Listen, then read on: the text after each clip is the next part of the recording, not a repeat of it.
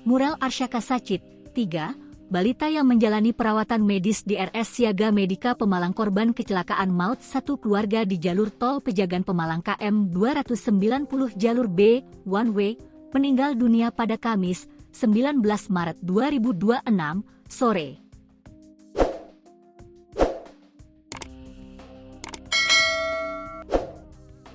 Sejak tiba di ruang ICU RS Siaga Medika, balita Malang tersebut terus berjuang melawan cedera kepala serius akibat benturan keras.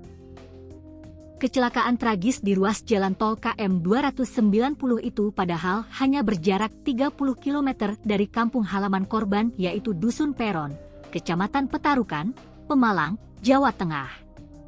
Kini, Mural telah berpulang menyusul ayah, bunda, serta dua kakaknya yang lebih dulu meninggal dunia akibat peristiwa yang sama.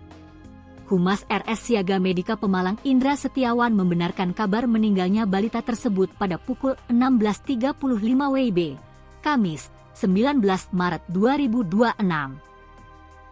Dengan demikian, seluruh anggota keluarga yang berada di dalam mobil tersebut dinyatakan meninggal dunia. Untuk korban terakhir yang tadi satu keluarga meninggal dunia, saat ini telah meninggal dunia pada pukul 16.35 sore tadi di Rumah Sakit Siaga Mediaka. Totalnya yang meninggal 5 orang, kata Indra melalui keterangan resminya. Sebelumnya, Mural sempat menjadi satu-satunya korban selamat yang mendapat perawatan intensif di RS Siaga Medika akibat benturan keras di kepalanya. Namun, takdir berkata lain setelah tim medis berupaya maksimal menangani luka serius yang diderita balita tersebut. Jumlah keseluruhan korban yang meninggal dunia pada kecelakaan minibus Kalya dengan nomor polisi B2399 FFR tujuan Pemalang berjumlah 5 orang. Identitas para korban yaitu Gunawan, 42, Devi Agustina, 33, Nafisah Maisaroh, 11, Narendra Dewan Gauzan, 8, dan Mural Arsyaka Sacit, 3.